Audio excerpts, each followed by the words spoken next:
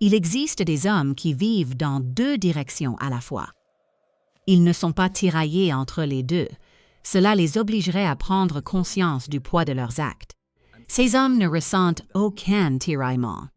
Ils ont organisé leur vie avec la précision chirurgicale de quelqu'un qui a décidé que deux choses peuvent coexister pourvu qu'elles ne se rencontrent jamais. Deux directions, deux engagements, deux groupes de personnes qui se croient la réalité suprême. Ils gèrent les distances, ils gèrent les horaires, ils gèrent les explications qui rendent l'absence compréhensible. Ils sont dans ce domaine précis, remarquable. Et puis ils meurent. Et la mort, qui ne s'intéresse pas à la gestion, abolit la distance en un seul instant. Ce qui était séparé se réunit, pas en douceur, pas avec préparation, lors d'un enterrement, devant tout le monde. Moussa Camara avait nourri deux familles pendant 8 ans, 2 foyers, 2 femmes, des enfants dans les 2 maisons qu'il appelait papa, 2 factures de scolarité, 2 réfrigérateurs qu'il avait toujours remplis, 2 loyers qu'il avait payés, 2 vies complètes qu'il avait menées dans la même ville, dans des quartiers suffisamment éloignés pour ne jamais se croiser par hasard. Au vu de ce qu'il a offert, c'était un homme généreux.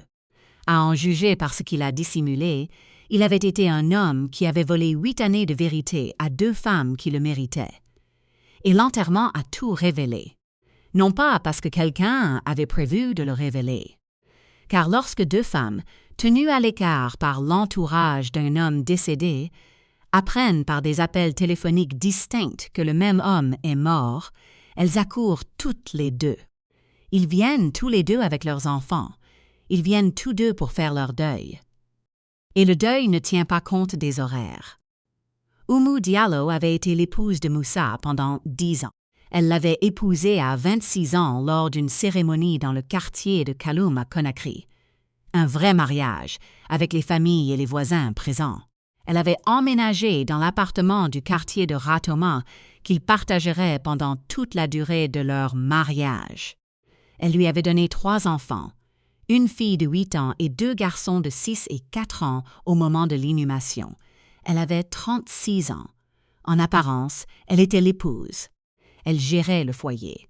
Elle travaillait comptable dans une entreprise privée. Sa carrière se déroulait en parallèle de son mariage, sans y être subordonnée. Elle avait élevé les enfants.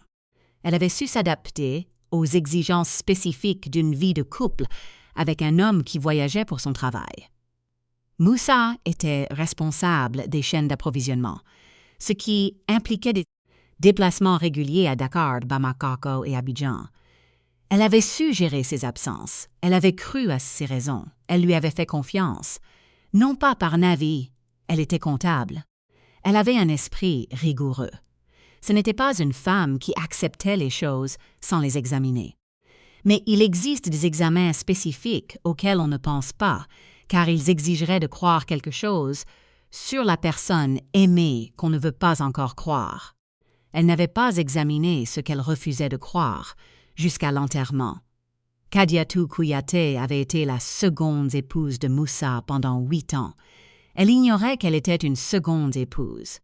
Elle savait qu'il voyageait pour le travail. Elle savait qu'il était discret et qu'il tenait à séparer sa vie professionnelle de sa vie privée, une caractéristique qu'elle attribuait à son tempérament et qu'elle ne trouvait pas surprenante. Elle savait qu'il était prudent avec son téléphone et son emploi du temps, et elle attribuait cela au même tempérament. Elle l'avait rencontré par l'intermédiaire d'un collègue. Elle avait 28 ans, il en avait 34. Lorsqu'il était avec elle dans l'appartement du quartier de Dixon qu'il avait loué pour cette nouvelle vie, il était pleinement présent, pleinement chaleureux, parfaitement l'homme avec lequel elle avait cru construire sa vie. Ils eurent 2 enfants, une fille de 7 ans et un fils de 5 ans. Elle les avait élevés avec l'énergie déterminée propre à une femme qui avait accepté les fréquents voyages de son mari et qui avait organisé sa vie en fonction de ses absences. Elle ne connaissait pas Oumou, elle ne connaissait pas Ratoma. Elle ignorait que chaque fois que Moussa revenait de voyage d'affaires à Dixon, reposé, présent, apportant des cadeaux pour les enfants, il venait de 3 kilomètres de là. Moussa était décédé un mardi matin, un accident de la route, l'autoroute entre Conakry et Koya. Il n'était pas seul, il voyageait avec un collègue qui a survécu et qui a passé les appels. C'est son collègue qui a appelé Oumou en premier. Son numéro était enregistré dans le téléphone de Moussassa sous le nom « Épouse ». Son collègue avait alors parcouru ses contacts et trouvé un autre numéro, un numéro commençant par « K ». Il ignorait la signification de cette initiale. Il l'avait composé car il revenait souvent et qu'il essayait de joindre sa famille. Kadiatou avait répondu. Il lui avait raconté ce qui s'était passé. Elle avait émis les sons que font les gens lorsqu'ils reçoivent ce genre d'informations. Elle n'avait pas encore compris la signification de cet appel. Elle avait appelé sa sœur. Elle avait demandé à quelqu'un de garder les enfants. Elle était allée à l'hôpital. Elle était arrivée à l'hôpital et avait trouvé à l'accueil une femme qu'elle ne connaissait pas, qui posait des questions sur Moussa Camara. Il ne s'était pas parlé à l'hôpital. Ces situations avaient été gérées par le personnel hospitalier selon les procédures institutionnelles spécifiques prévues pour ces cas où plusieurs personnes se présentent en affirmant avoir un lien de parenté avec le même défunt et où le personnel doit gérer cette réalité humaine sans la rendre plus explosive qu'elle ne l'est déjà. Ils se trouvaient dans des salles d'attente séparées. Oumou se trouvait dans la salle d'attente principale de la famille, avec sa sœur et sa belle-sœur. Kadiatou se trouvait dans une pièce plus petite avec sa sœur qui était arrivée immédiatement. Une infirmière était venue les voir chacun à leur tour et leur avait dit la même chose. « Il y a une autre famille ici. Nous vous donnerons plus d'explications quand vous serez prêts. » Aucun des deux n'était prêt. Mais il n'y avait rien à quoi se préparer. L'enterrement a eu lieu dans 2 jours. L'enterrement. La cérémonie s'était déroulée dans la propriété familiale des Camara, dans le quartier de Matam. C'est la famille élargie de Moussa. Ses parents, ses frères et sœurs, sa famille élargie, qui l'avait organisée. Ils étaient au courant pour les 2 femmes. Du moins, certains d'entre eux l'étaient. Ils avaient géré l'information comme le font les familles pour ce genre d'information. Discrètement, en espérant que la distance entre les 2 quartiers protégerait cet arrangement, Combergy. Cela n'avait rien protégé. Les 2 femmes étaient venues. Oumou était arrivée avec ses 3 enfants. Kadiatou était arrivée avec ses 2 enfants. Les 5 enfants se tenaient dans la même cour et se regardaient avec ce regard direct et particulier des enfants qui savent pas encore ce qu'ils regardent, mais qui sentent qu'ils regardent quelque chose d'important. Les adultes avaient compris avant même que le moindre mot ne soit prononcé. La mère de Moussa, Mama Fatoumata, avait été la première à prendre la parole. Elle avait 68 ans. Elle le savait. Elle le savait depuis des années. Elle avait géré ce savoir avec le silence particulier d'une mère qui ne veut pas confronter son fils à propos de ce qu'il a fait, car le confronter l'obligerait à en parler. Et elle ne voulait pas en parler. Elle se tenait dans l'enceinte, les 2 femmes en vue, et les avait regardées. Un sentiment avait traversé son visage, ni surprise, ni choc, de la culpabilité particulière de celle qui savait, qui n'a rien dit et qui subit désormais les conséquences de son silence. Elle était d'abord allée à Oumou. Elle avait pris ses mains. Puis elle était allée à Kadiatou. Elle avait pris ses mains. Elle n'avait rien pu dire. Mais le fait d'aller vers eux 2, ce geste d'égalité, avait exprimé quelque chose qu'aucun mot n'aurait pu dire aussi clairement. Les prières funéraires avaient eu lieu. Le père de Moussa avait parlé. L'imam avait parlé. Le corps avait été préparé et inhumé selon le rite. Durant tout cela, les 2 femmes étaient présentes. Pas ensemble, chacune à un bout de la propriété, avec ses enfants, sa sœur à ses côtés, mais présentes. Toutes 2 dans le même espace, toutes 2 en deuil, avec la complexité si particulière des femmes qui pleurent un homme et qui, simultanément, réalisent que l'homme qu'elles pleurent n'était pas celui qu'elles ont connu.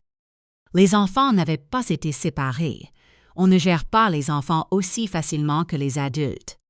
Les 5 enfants s'étaient retrouvés moins d'1 heure après leur arrivée dans la même cour. Ils s'étaient organisés par âge, Fatou, la fille d'Oumou, âgée de 8 ans, était l'aînée, puis Mariama, la fille de Kadiatou, âgée de 7 ans. Ensuite, Ibrahima, le fils d'Oumou, âgé de 6 ans. Puis Sikou, le fils de Kadiatou, âgé de 5 ans. Et enfin Mamadou, le fils d'Oumou, âgé de 4 ans. Ils s'étaient rassemblés dans l'ordre et avaient passé l'enterrement assis ensemble près du mur, sans bien comprendre ce qui se passait autour d'eux, mais pleinement présents, comme le sont les enfants. Fatou avait tenu la main de Mamadou lorsqu'il s'était énervé. Mariama avait posé sa tête contre l'épaule d'Ibrahima. Personne ne leur avait dit de faire ces choses. Après les prières funéraires, après que les formalités initiales furent été observées, après que la famille élargie eut fait ce que font les familles élargies dans les heures qui suivent un enterrement, le repas, les condoléances, la gestion organisée du deuil, Ibrahima, le frère aîné de Moussa, était venu voir les deux femmes. Il leur avait demandé d'entrer. Il l'avait suivi dans le salon principal de l'enceinte. Ils étaient assis l'un en face de l'autre pour la première fois. Ibrahima Kamara avait 43 ans. Il était l'aîné de 5 frères. Il possédait cette qualité propre à l'aîné, qui a passé sa vie à gérer les situations difficiles de sa famille. Non pas celle de quelqu'un qui fuyait les difficultés, mais celle de quelqu'un qui a appris à les affronter de front. Il s'était assis entre eux. Il avait dit « Vous méritez tous les deux de savoir toute la vérité. Je vais vous la dire. » Il l'avait dit.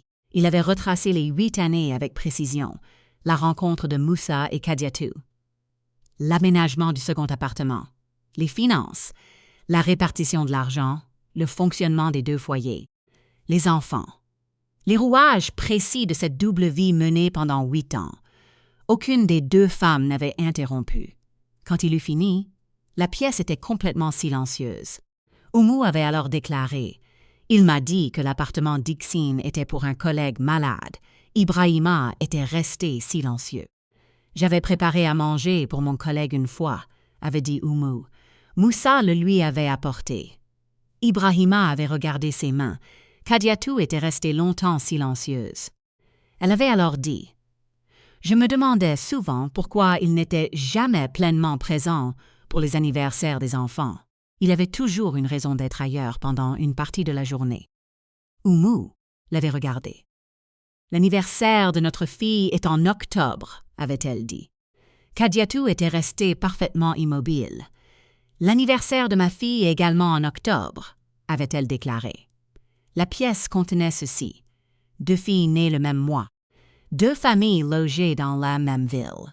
8 années de vie parallèle, avec des célébrations parallèles auxquelles il a réussi à assister partiellement, jamais pleinement, car il était toujours quelque part qu'il ne pouvait expliquer. Maman Fatoumata était entrée dans la pièce. Elle s'était tenue sur le seuil. Les 2 femmes l'avaient regardée. Elle avait dit « Je le savais. Je le sais depuis 6 ans. » Elle avait baissé les yeux. Il est venu me voir quand Kadiatou était enceinte pour la première fois. Il me l'a dit. Je lui ai dit que c'était mal. Il a dit qu'il s'en occuperait. Je l'ai cru. Elle avait relevé la tête. Je n'aurais pas dû le croire. J'aurais dû. Elle s'était interrompue. Oumou l'avait regardée. « Qu'auriez-vous pu faire ?» avait-elle demandé, sans générosité sincèrement. Une vraie question. Maman Fatoumata avait dit « J'aurais pu vous le dire. La chambre était très calme. »« Oui, avait dit Oumou, vous auriez pu. » Un long silence. Puis Oumou avait dit « Vous ne l'avez pas fait. »« Non, avait dit Maman Fatoumata, je ne l'ai pas fait. » Elle s'était assise. Les 3 femmes présentes dans la pièce étaient restées silencieuses pendant longtemps. Ce qui s'est passé dans les mois qui ont suivi l'enterrement n'a été ni simple ni rapide. Il s'agissait du travail complexe et spécifique de 2 familles qui avaient été artificiellement séparées et qui se retrouvaient confrontées à la réalité de ce qu'elles avaient en commun. Non, seulement un homme décédé, mais aussi 5 enfants qui partageaient le même père. 5 enfants qui étaient assis ensemble près du mur lors de l'enterrement. 5 enfants qui s'étaient tenus la main. Oumou avait pris l'avantage. C'était sa nature, non pas par agressivité, ni par prétention d'être la première épouse, mais par sa façon d'aborder les difficultés. Elle possédait l'instinct du comptable pour décomposer la complexité en éléments gérables. Elle avait analysé la situation et s'était posé la question se posait toujours face à une situation compliquée. Quels sont les éléments précis en jeu et que faut-il faire avec chacun d'eux? Les éléments étaient les suivants: 2 femmes, 5 enfants, un domaine et la question de la relation que les enfants entretiendraient les uns avec les autres. Le domaine était la priorité. Elle avait appelé un avocat. Maître Suma, une femme qui lui avait été recommandée par un collègue et qui traitait les affaires successorales avec une réputation particulière d'impartialité. Elle avait invité Kadiatu à la réunion. Kadiatu était arrivé. Maître Suma les avait traités tous deux avec le professionnalisme de quelqu'un qui avait déjà vu cela. Pas souvent, mais déjà, et qui comprenait que le but n'était pas de désigner des coupables, mais d'établir un cadre juridique pour ce à quoi les enfants avaient droit. Les enfants avaient droit à une part égale de l'héritage de leur père. Tous les 5, la loi était claire à ce sujet. Maître Suma avait été clair à ce sujet. La situation financière était compliquée. Moussa gagnait bien sa vie. Son travail dans la chaîne d'approvisionnement était bien rémunéré. Il subvenait aux besoins de 2 familles entières. Loyer, nourriture, frais de scolarité, dépenses quotidiennes, ce qui signifiait qu'il dépensait aussi beaucoup. Il ne restait plus qu'une assurance vie, une voiture et quelques économies. La police d'assurance, voilà la véritable surprise. Elle ne mentionnait qu'un seul bénéficiaire, Oumou, son nom seulement. Kadiatu avait consulté ce document. Elle était restée silencieuse un instant. Elle avait alors dit: « Il considérait cela comme sa véritable famille. » Oumou l'avait regardé. « Je ne pense pas qu'il soit utile de s'interroger sur ce qu'il pensait, » avait déclaré Oumou avec précaution. « Je pense que ce sont les enfants qui comptent maintenant. » Kadiatu l'avait regardé. « Tu as raison, » avait-elle dit. C'est ce que fit ensuite Oumou surprit sa propre famille. Elle avait négocié, par l'intermédiaire de Maître Suma, le partage du produit de l'assurance avec le fonds pour les enfants de Kadiatu. Pas de manière égale, le cadre légal ne l'exigeait pas. C'était une décision, sa propre décision. Sa sœur lui avait demandé pourquoi. Elle avait déclaré « parce que ses enfants n'ont pas fait les choix de leur père, et parce qu'ils ont besoin de ce dont mes enfants ont besoin. Et parce que je suis comptable et que je peux voir exactement ce que les chiffres disent de ce que ces enfants possèdent et de ce dont ils ont besoin. » Sa sœur était restée silencieuse. « Et parce que, avait dit Oumou, j'ai regardé Kadiatu à cet enterrement et j'ai vu une femme à qui on avait menti, elle aussi, qui croyait, elle aussi, construire quelque chose de solide, qui a 2 enfants et aucune assurance vie. » Elle avait regardé sa sœur. « Je ne le fais pas pour lui, je le fais pour elle. Et pour moi, parce que je ne veux pas être le genre de personne qui utilise ce qu'elle a pour nuire à ceux qui ne lui ont rien fait. » Sa sœur avait compris. Les enfants n'avaient pas été présentés officiellement. Les présentations formelles semblaient aux 2 femmes créer plus de malaise qu'elles n'en résolvaient. Elles avaient donc opté pour la simplicité. Ils avaient laissé faire. Un samedi matin, alors qu'Oumou emmenait ses enfants au parc, elle avait invité Kadiatu et les siens. Sans prétention. Juste, « Nous allons au jardin botanique, si vos enfants veulent venir. » Kadiatu avait dit oui. 5 enfants dans un parc un samedi matin. Ce n'était pas facile, ce n'était pas confortable. Il y a eu des moments gênants et des moments difficiles, et à un moment donné, Fatou, l'aîné d'Oumou, a demandé directement « Êtes-vous nos frères et sœurs ?» Les 2 femmes s'étaient regardées. Oumou avait dit « Vous avez le même père. Ce que cela fait de vous l'un pour l'autre, c'est à vous de le décider. » Fatou y avait pensé. Puis elle avait regardé Mariama, la fille de Kadiatu. « Veux-tu être ma sœur ?» avait-elle demandé. Mariama avait regardé sa mère. Kadiatu n'avait rien dit. Mariama s'était retournée vers Fatou. « Oui » avait-elle répondu. Ça avait été lent. C'était encore lent. 1 an après l'enterrement, Oumou et Kadiatu n'étaient ni amies ni ennemies. Elles étaient 2 femmes qui avaient été lésées par la même personne et qui avaient décidé que cette injustice ne définirait pas la relation entre leurs enfants. Ils se rencontraient 1 fois par mois. Parfois pour des raisons pratiques. Les horaires des enfants, les questions successorales qui nécessitaient encore occasionnellement une coordination. Parfois pour des raisons moins pratiques. Le fait qu'ils étaient les deux seules personnes au monde à comprendre pleinement la situation de l'autre. Oumou avait dit un jour, lors d'une de ces réunions, « Je m'attends toujours à être plus en colère que je ne le suis. » Kadiatou avait dit, « C'est à lui ou à moi. » Vu la situation, avait dit Oumou, « Je suis en colère, vraiment.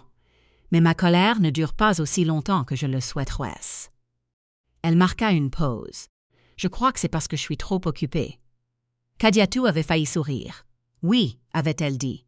Les enfants, le travail, le domaine. » Oumou secoua la tête. « Il n'y a pas beaucoup de temps pour se mettre en colère. »« C'est peut-être mieux ainsi, » avait dit Kadiatou. « Peut-être, » avait dit Oumou. Un silence. « Je suis heureuse que les enfants soient ensemble, » avait déclaré Oumou. « Oui, » avait dit Kadiatou. « Moi aussi. » La famille Camara avait eu du mal à gérer ce que l'enterrement avait révélé. Mama Fatoumata portait désormais sa culpabilité au grand jour, non pas par des paroles ou des silences, mais par sa façon d'agir lors des réunions de famille, par l'accueil qu'elle réservait aux deux femmes lorsqu'elles arrivaient dans la propriété. Elle n'avait jamais dit « Je suis désolée de ne pas te l'avoir dit ». Elle n'avait pas trouvé les mots. Mais elle avait veillé à ce que les deux femmes soient bien accueillies. Elle avait veillé à ce que les enfants soient traités de manière égale. Elle avait, à la manière particulière des femmes âgées qui ont commis des erreurs irréparables, tenté de construire dans le présent un édifice qui reconnaisse ce qui aurait dû être construit dans le passé. Ce n'était pas suffisant, mais c'était déjà quelque chose. 2 ans après l'enterrement, Oumou avait écrit une lettre à ses enfants. Ne pas leur donner maintenant. Ils avaient 8, 6 et 4 ans. Une lettre à leur remettre quand ils seraient assez grands pour la tenir. Elle avait écrit sur leur père. Pas toute la vérité. La vérité complète se révélerait au fil de la conversation, lorsqu'ils seraient prêts. Mais la vérité qu'elle voulait qu'ils connaissent d'abord. Elle avait écrit. Ton père était un homme qui subvenait aux besoins de sa famille. Il était présent, de cette manière si concrète, en veillant à ce que tu sois nourri, scolarisé et logé. Ces choses étaient bien réelles. Son amour pour toi était réel. Elle avait écrit, il a aussi fait des choix qui lui ont coûté la vérité sur sa vie. Il a préféré gérer les choses plutôt que d'être honnête. Et cette gestion a privé tous ceux qui l'entouraient, y compris ceux qu'il aimait, de la paix intérieure que procure la connaissance de la réalité.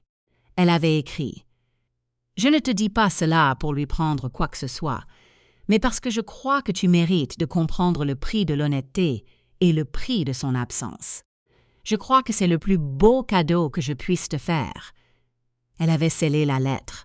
Elle l'avait mis dans la boîte où elle conservait les documents importants. Elle était retournée au travail. Elle avait maintenant 38 ans. L'entreprise lui avait proposé un poste de cadre supérieur 6 mois après l'enterrement. Un poste qu'elle visait depuis 3 ans et qui avait été retardé par la réalité accablante des mois qui ont suivi la mort de Moussa. Elle avait accepté le poste. Elle était douée pour ça. Elle avait toujours été douée pour ça. Le travail était là, prêt à tout, malgré tout. Elle y était revenue. Et cela l'avait accueillie comme le bon travail accueille toujours les personnes qui y excellent, pleinement, sans jugement quant à son absence, simplement prête à être accomplie. Kadiatou avait accepté un poste dans une organisation à but non lucratif à Conakry. Elle travaillait comme couturière, à son compte, avec ses propres clients, un travail indépendant typique d'une femme qui avait organisé sa vie professionnelle en fonction des absences de son mari. C'était un vrai travail, mais il ne lui permettait pas d'exprimer pleinement son potentiel. Une voisine lui avait parlé de cette association à but non lucratif, une organisation d'autonomisation économique des femmes. Ils cherchaient quelqu'un qui puisse accompagner leurs clientes dans le développement de leur activité, quelqu'un qui comprenne le fonctionnement interne des petites entreprises. Elle avait postulé. Elle avait obtenu le poste. Elle était rentrée chez elle et l'avait annoncé à ses enfants. Sa fille Mariama avait demandé « Tu seras souvent absent? Kadiatou avait déclaré « Je serai là tous les soirs. Je ne serai pas absente du tout. » Mariama avait accueilli cela avec le soulagement particulier d'une enfant de 7 ans qui avait grandi avec un père souvent absent et qui découvrait maintenant le cadeau unique d'un parent présent. « Bien, » avait dit Mariama, 5 enfants, 2 villes d'origine qui se sont avérées être une seule et même ville. 2 foyers qu'un homme avait tenus séparés pendant 8 ans, en gérant les distances. Les distances n'étaient plus qu'un mauvais souvenir. Ce qui restait, c'était ce que les enfants avaient fait les uns des autres. Et les enfants, qui s'étaient assis ensemble près du mur lors de l'enterrement, qui s'étaient tenus la main sans qu'on le leur demande, qui s'étaient regardés avec l'attention directe et simple des 19 enfants qui ne savent pas encore se compliquer la vie, étaient en train d'en faire quelque chose. Lentement, imparfaitement. Les choses qui sont réellement construites le sont toujours. Il existe des hommes qui vivent dans 2 directions à la fois. Et puis ils meurent. Et ce qu'ils pensaient quitter, la direction, l'organisation, la séparation soigneusement pensée de 2 choses qui n'auraient jamais dû exister simultanément, ils ne le quittent pas. Ils laissent cela aux vivants, aux femmes à qui l'on a dit qu'elles étaient les seules, aux enfants qui ignoraient avoir des frères et sœurs, aux mères qui ont réussi à faire taire leur savoir, aux frères qui disent la vérité aux enterrements parce qu'il n'y a pas d'autre moment. Moussa Camara a nourri 2 familles pendant 8 ans. L'enterrement a tout révélé, et ce que les vivants faisaient de tout cela, cela ne regardait qu'eux. Oumou avait choisi la responsabilité et l'avenir des enfants. Kadiatou avait choisi la survie et le présent des enfants. Ensemble, sans le vouloir, ils avaient choisi pour leurs 5 enfants quelque chose que leur père n'avait jamais choisi pour aucun d'eux. La vérité. Et la vérité, compliquée, douloureuse, arrivée trop tard, s'était avérée être ce dont les enfants avaient le plus besoin.